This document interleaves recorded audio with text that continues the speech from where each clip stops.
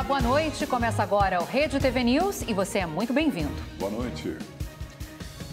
O uso de máscara deixa de ser obrigatório em todo o estado de São Paulo. Pacote de medidas para reaquecer a economia é assinado pelo governo federal. Entre elas, a liberação do saque de R$ 1.000 do FGTS por trabalhador. E você vai ver também. Assassino da favela Alba, em São Paulo, é condenado a 100 anos de prisão por 5 homicídios. Mais de 70 pessoas são presas em ação contra o tráfico de drogas e lavagem de dinheiro. O esquema envolveu a movimentação de quase 2 bilhões de reais. O valor, distribuído em ativos financeiros e bens, já foi bloqueado pela Justiça. Crianças encontradas em mata no Amazonas, após quase um mês desaparecidas, são transferidas para o hospital da capital. A arte de Van Gogh chega a São Paulo e de maneira imersiva. É a maior exposição da história, vista por mais de 20 milhões de pessoas em 25 países. O presidente Jair Bolsonaro assinou hoje um pacote de medidas para tentar reaquecer a economia. Vamos a Brasília saber todas as informações sobre isso. A repórter Mônica Vieira está na capital federal e traz para a gente. Boa noite para você, Mônica. Que pacote é esse? Olá, boa noite, Augusto, Milena. Então, se depender do presidente, o programa chamado aí de Renda e Oportunidade, ele vai ajudar muitos brasileiros que estão no vermelho. Se trata aí de um pacote de medidas sociais para injetar na economia cerca de 150 bilhões de reais ainda este ano. A princípio, são 4 itens que vão gerar esse montante, essa renda, que é o microcrédito digital, o saque do FGTS, a ampliação do crédito consignado e a antecipação aí do 13º do INSS. Vamos ver os detalhes na reportagem. Acompanhe. Para implementar o pacote social, o presidente assinou 3 medidas provisórias e um decreto. O decreto antecipa o 13º salário de aposentados e pensionistas do INSS. Esta ação deve injetar 56 bilhões de reais na economia nos próximos meses. Os pagamentos devem ser feitos em 2 parcelas, em abril e maio. A antecipação do 13º, como fizemos lá atrás na pandemia. A pandemia chegou. Vamos proteger os mais idosos, vamos proteger os mais frágeis. Agora é a mesma coisa. Se a comida subiu de preço, se a comida está mais cara, vamos proteger. Deixa eles anteciparem o 13º para enfrentar agora o problema. O programa Renda e Oportunidade também prevê saque do FGTS, que vai liberar 30 bilhões de reais. Cada trabalhador poderá retirar até R$ 1.000 das contas do Fundo de Garantia. Os saques começarão em maio, de acordo com a data de aniversário. Nós faremos esse pagamento pelo aplicativo do Caixa Tem, ou seja, de maneira 100% digital. São 42 milhões de brasileiros que serão beneficiados num valor de até 30 bilhões de reais. E o calendário começa no dia 20 de abril, o pagamento, e vai até o dia 15 de junho. As outras medidas assinadas são sobre o consignado e o microcrédito. O consignado vai ampliar a margem de empréstimo dos atuais 35% para até 40%. Pessoas que participam do programa Auxílio Brasil também são contempladas com empréstimo com juros mais baixos. Já o programa de microcrédito digital vai beneficiar empreendedores que não têm acesso a programas financeiros. Durante a cerimônia, o presidente voltou a criticar o Fique em Casa durante a pandemia. Lamentavelmente, em 2020, enfrentamos um grande problema. O mundo todo enfrentou a pandemia. Lamentavelmente, quase a totalidade dos governadores esqueceram da economia durante a pandemia. Muito pelo contrário, açoitaram a economia com políticas restritivas, como que, se ficar dentro de casa, preferencialmente embaixo da cama, o vírus iria embora. Talvez eu tenha sido o único chefe de Estado do mundo que falou que devia ser diferente desde o início. Se não fossem medidas rápidas e eficientes adotadas, o caos seria instalado no país. Bom, agora nós vamos ao vivo a São Paulo, estado onde o uso de máscara não é mais obrigatório em lugares fechados. O governador João Dória assinou hoje o decreto a respeito desse assunto. E quem tem os detalhes e conversa com a gente ao vivo agora é a repórter Estela Freitas. Boa noite, Estela. Apesar dessa liberação, existem exceções, né? Ainda não está 100% liberado, certo? Oi, Milena, boa noite a você, boa noite a todos. É isso mesmo, sim, existem algumas exceções que são os transportes públicos, bem como os locais de acesso, aqui, por exemplo, como a parte interna das estações de metrô e também unidades de saúde públicas e privadas. Para todos os outros ambientes fechados, o uso da máscara não é mais obrigatório. O decreto foi publicado no Diário Oficial do Estado na tarde de hoje e passou a valer imediatamente. O governador de São Paulo, João Dória, considerou isso uma vitória. Vamos ouvir. Nós vencemos. Os profissionais da saúde, aqueles que acreditaram que era importante seguir a orientação médica, a orientação científica, e agora podemos, em nome desta orientação científica, trabalharmos, passearmos, brincarmos, desfrutarmos da vida sem máscara.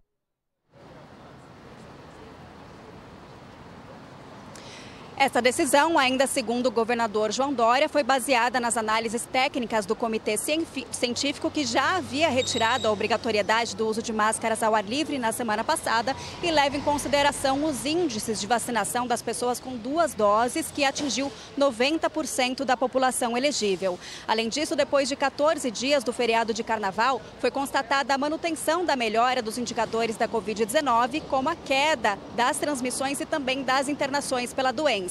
Houve uma redução de 18,5% na ocupação dos leitos de UTI e também das enfermarias na última semana. Portanto, é isso. Agora, a partir de agora, o uso de máscaras em ambientes fechados se torna opcional.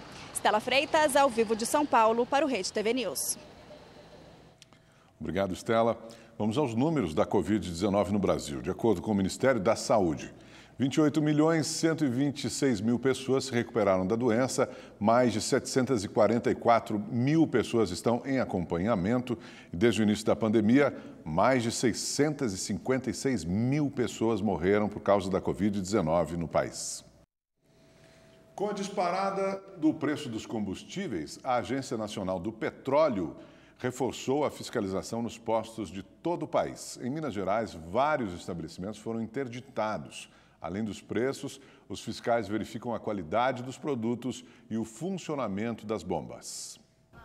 Quando o assunto é combustível, a maior reclamação do consumidor é o preço. O valor médio do litro da gasolina depois do último reajuste é de quase R$ 7,50. Eu só usava gasolina nele, só que eu tive que apelar. Agora eu tô colocando álcool, porque senão ele vai ficar só dentro da garagem. E mesmo assim fica caro? Mesmo assim, tá ficando muito caro. A preocupação com a qualidade e a quantidade também é grande. Tem muita desconfiança. Uma que tá parecendo que eles não estão entregando a quantidade certa. E outra, a qualidade também. Muita mistura, né, na gasolina. Para verificar possíveis irregularidades nos últimos dias, foram realizadas mais de 160 operações em Belo Horizonte e outras 8 cidades. Os fiscais fizeram mais de 600 testes de qualidade. Por exemplo, o teor de etanol na gasolina detecta exatamente se o percentual ali atinge esse percentual de 27%, ou próximo disso. É um teste muito simples de fazer, o posto pode fazer em qualquer momento. As bombas de combustíveis também são avaliadas. Os fiscais verificam se há algum tipo de fraude na quantidade de álcool, gasolina ou diesel que vai para o tanque dos veículos. O objetivo é evitar que o consumidor seja enganado. Um chip instalado clandestinamente no equipamento é capaz de alterar o valor no visor da bomba. O prejuízo para quem compra o produto pode chegar a 10%. Em Minas Gerais, os fiscais já fizeram 37 autuações por diversas irregularidades. Se for um problema de qualidade do produto, a gente interdita o posto, além de fazer a autuação, para que o produto não seja mais comercializado, continue causando danos aos consumidores. Até agora, 9 postos foram interditados. E nunca é demais lembrar. Por lei, o consumidor tem direito de pedir para fazer o teste de qualidade do combustível antes de abastecer. Mas isso dificilmente acontece. Eu preocupo sim, mas eu nunca pedi para fiscalização nada, não. Nunca pedi para fazer nenhum tipo de teste. Você confia sempre? Não. Olha, de acordo com a Agência Nacional do Petróleo, na última pesquisa feita entre os dias 6 e 12 de março, o preço máximo do litro da gasolina comum era de R$ 8,77 no país. Se o motorista achar que o preço cobrado na bomba é abusivo, ele deve denunciar o estabelecimento por meio dos órgãos de defesa do consumidor. O Ministério da Educação anunciou hoje, oficialmente, as mudanças no modelo do novo Enem, que passam a valer em 2024. Para chegar ao novo formato do Exame Nacional do Ensino Médio, foi criado um grupo de trabalho que ouviu especialistas, realizou estudos sobre o assunto e procurou conhecer exames similares em outros países. Essas alterações são as maiores já feitas no Enem em 14 anos de aplicação da prova. Elas foram aprovadas pelo Conselho Nacional de Educação e acompanham as mudanças feitas no novo ensino médio, que entrou em vigor neste ano. O ensino médio mudou. E o Enem também precisa se atualizar para contemplar as diretrizes propostas pela reforma.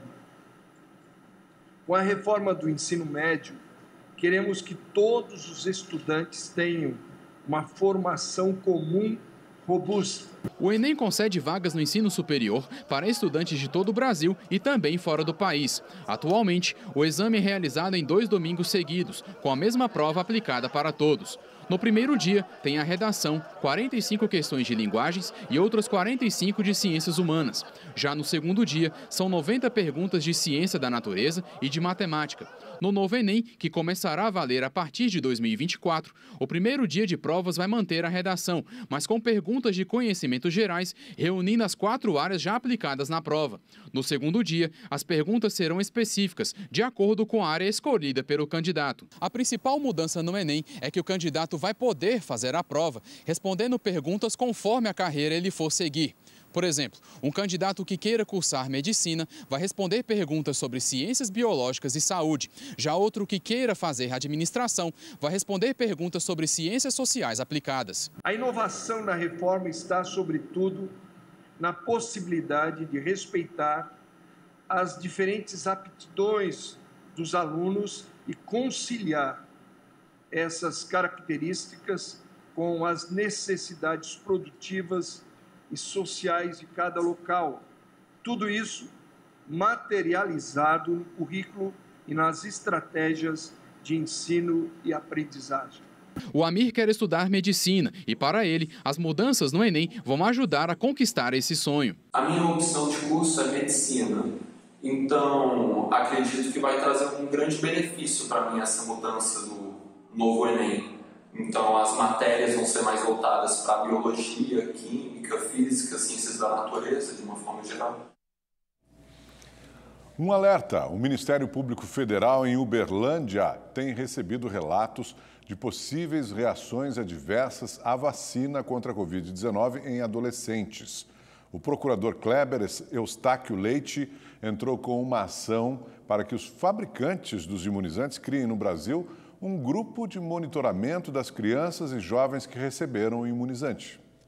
A ação foi apresentada pelo Ministério Público Federal em Uberlândia, Minas Gerais. O procurador da República, Kleber Eustáquio Neves, fez uma grave denúncia que pode afetar a saúde de crianças e adolescentes. Ele afirma que a Agência Nacional de Vigilância Sanitária aprovou a vacina da Pfizer sem a conclusão das pesquisas.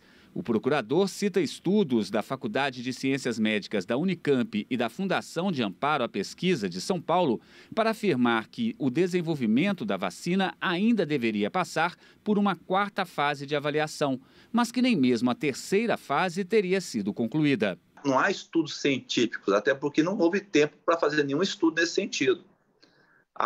Como eu mencionei, a fase 3 e a fase 4 não foram concluídas. A fase 4, na verdade, nem se iniciou. Ainda segundo o procurador, a Pfizer teria omitido nos estudos apresentados que houve uma mudança na fórmula para incluir a substância trometamina e que essa substância teria a função de minimizar os riscos de miocardite, um tipo de inflamação no músculo do coração. A ação lembra que o alerta para esse risco foi colocado na bula pela própria Anvisa. Ele pede que a Justiça determine a fabricante que cria um grupo para monitorar por no mínimo 10 anos as crianças e adolescentes que receberam o imunizante.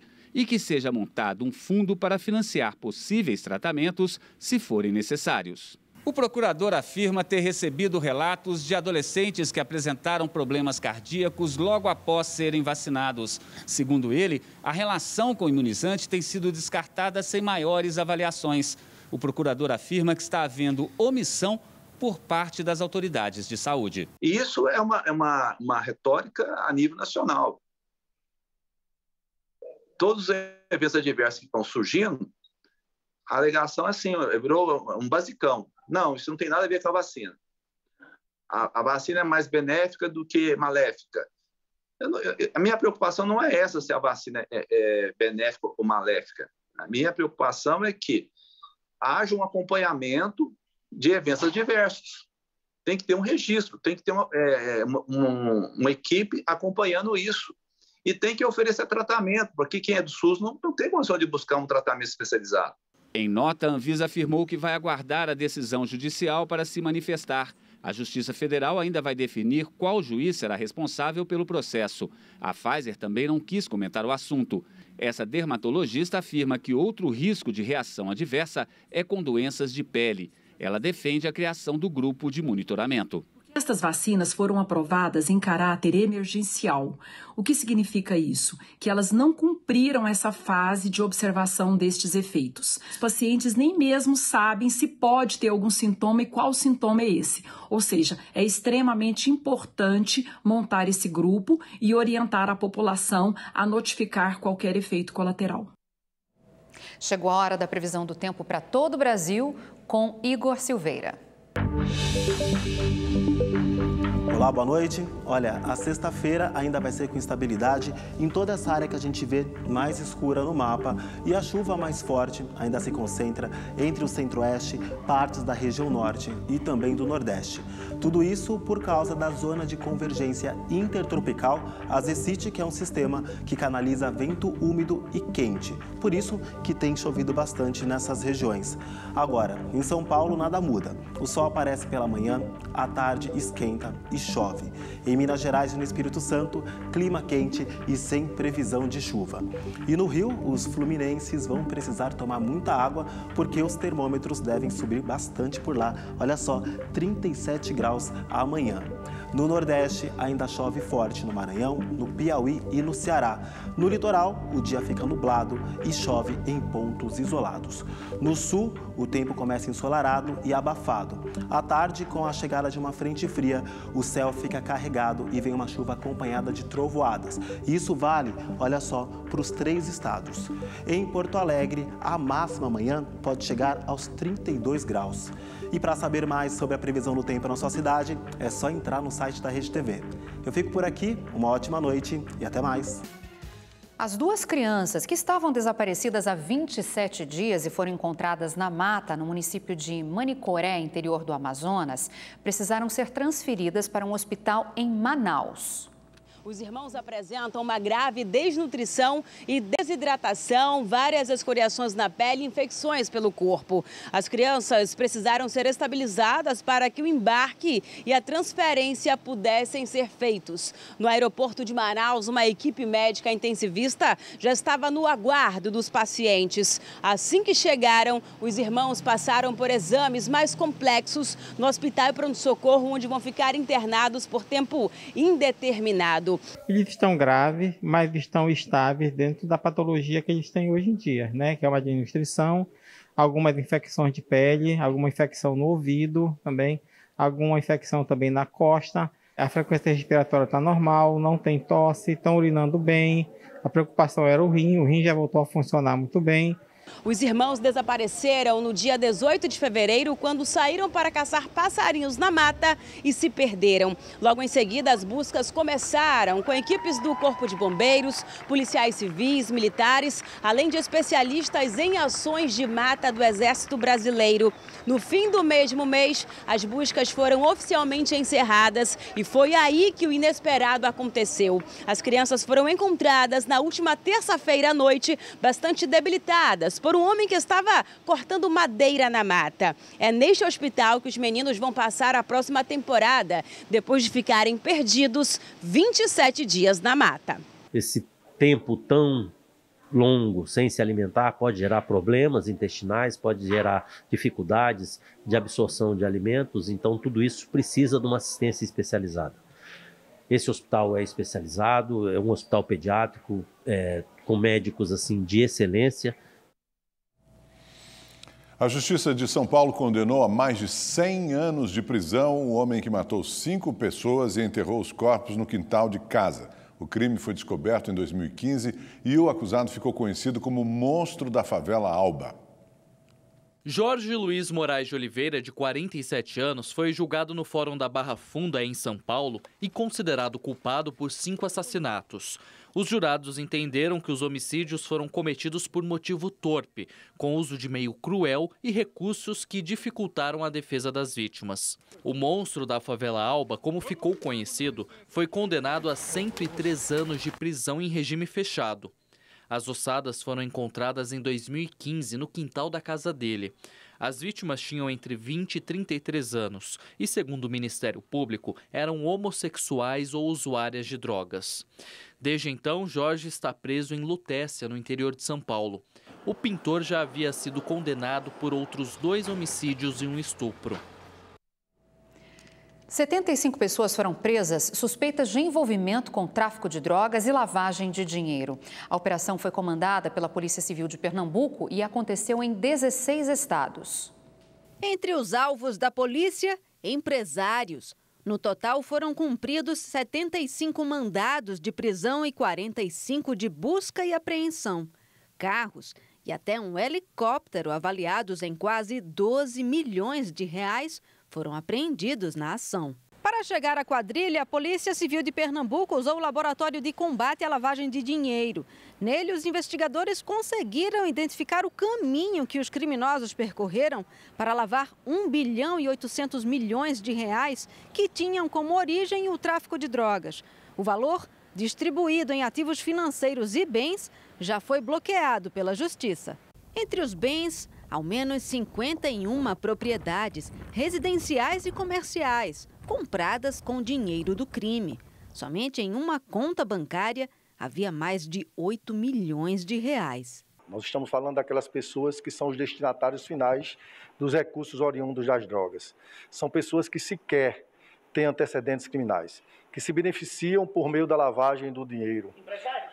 Temos empresários, temos pessoas comuns, temos pessoas sem vínculo empregatício, temos todo tipo de pessoa que se beneficiaram desses recursos oriundos do tráfico aqui em Pernambuco. As investigações tiveram início em 2018 a partir das movimentações de uma quadrilha de traficantes no município de Ipojuca, no litoral sul pernambucano. A operação de hoje é considerada a maior da história da Polícia Civil do Estado. Na terça-feira, nós mostramos aqui no Rede TV News a denúncia de maus tratos contra crianças em uma escola em São Paulo. Os pais dos alunos estão preocupados com os traumas que eles podem desenvolver na vida adulta. A Natália pediu afastamento do trabalho após descobrir que um dos filhos foi citado no inquérito policial que investiga a denúncia de maus tratos. O mais velho, de 3 anos, aparece no depoimento de 3 professoras. Ao questionar o garoto, ele confirmou para a mãe o que acontecia na escola. Eu falei, me mostra. Aí ele me levou até o banheiro, ajoelhou em frente ao vaso sanitário, enfiou a cabeça dele no vaso e falou, era assim que ela fazia comigo. E falava, vomita, vomita. Porque se você vomitar no chão, eu vou fazer você comer de volta. Você vai limpar se você vomitar no chão. Na semana passada, a Fernanda tirou o filho de 2 anos da escola. Ela conta que o menino tinha problemas para dormir e que quando ficava sonolento na aula, era repreendido pela diretora. Estavam no parque e ele encostou assim na parede, fechou o olhinho, ela foi encher um copo de água gelado e jogou no rosto dele. E falou, acorda, meu, aqui não é lugar para dormir, aqui foi para balada, coisas assim. Segundo especialistas, a fase mais importante de formação da criança começa ainda na barriga da mãe e vai até os 6 anos de idade. A memória não permanece, mas os traumas sim. O abandono, a rejeição, humilhação Os problemas gerados na infância provocam consequências na vida adulta. É necessário, muitas vezes, que nós busquemos ajuda profissional, psicoterapia. Existem diversos métodos e escolas e abordagens na psicoterapia para ajudarmos a lidar com os nossos traumas emocionais e podemos, enfim, levar uma vida saudável, conhecer, superar essas limitações, essas dificuldades. A Escola de Educação Infantil Colmeia Mágica fica na zona leste de São Paulo. A Polícia Civil investiga as suspeitas de maus-tratos. Um vídeo que mostra bebês em cadeirinhas no chão do banheiro, amarrados e chorando, circulou na internet. O filho da Natália, de 3 anos, contou para ela que isso acontecia quando as crianças choravam. E como assim colocar eles no banheiro? Sim, quando ele chora tem que prender no banheiro, porque aí eles param de chorar. Que aí sim que eu fui, né, ter noção, que ele me relatou que é referente aos bebês que estão presos nas cadeirinhas dentro do banheiro amarrado. Tentamos contato com os responsáveis pela escola, mas até agora não tivemos resposta. Aos pais, a diretora alegou que a unidade é vítima de difamação por parte de alguns ex-funcionários. Agora a gente fala de arte. A cidade de São Paulo recebe a maior exposição imersiva de Van Gogh do mundo. Uma experiência que já foi vivida por 20 milhões de pessoas em 25 países. Pois é, Milena, as obras do grande artista holandês são apresentadas de maneira sensorial. A mostra fica aberta ao público até o dia 3 de julho. Quem mostra pra gente é a repórter Joyce Mafezoli. As molduras ficam do lado de fora. Um caminho de girassóis, famosos nas telas de Van Gogh, conduzem até a entrada. Luz e cor, aliadas à tecnologia, revelam as flores, paisagens e retratos que fluem pelas paredes e pelo chão. É uma viagem extraordinária, uma imersão no mundo Van Gogh. As imagens são geradas por 40 projetores ao mesmo tempo. É como se 40 salas de cinema estivessem no mesmo ambiente. A área de 2.000 metros quadrados foi construída especialmente para a exposição. Beyond Van Gogh é, de fato, além do artista. Traz os sonhos, pensamentos e palavras dele, embalados por uma trilha sonora contemporânea, num passeio que dura 35 minutos. Aqui, o que os olhos veem, o coração sente ainda mais. É como se estivesse dentro da tela do holandês. Tão impressionante quanto a obra é a história de Van Gogh. O artista teve uma carreira curta, todo o seu trabalho foi criado em 10 anos. Após uma depressão profunda, tirou a própria vida, aos 37 anos, em 1890. O reconhecimento e o sucesso só vieram depois da morte dele. O gênio da arte se tornou um dos pintores mais importantes do mundo. As telas de Van Gogh estão entre as mais caras do mundo, com valores superiores a 300 milhões de reais. Todo o sentimento dele era expressado na pintura. A parte da depressão dele, da felicidade dele, do amor, até próximo do suicídio dele.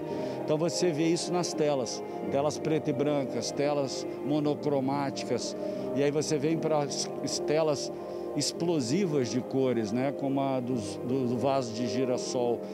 Van Gogh é impressionante. Vincent Van Gogh é um dos maiores influenciadores do expressionismo, um dos movimentos europeus que embalaram a arte moderna mundial, que no Brasil completa 100 anos em 2022. Que lindo, fiquei interessada em ir. Demais, né, Milena? As obras de Van Gogh são incríveis, realmente, vale a pena.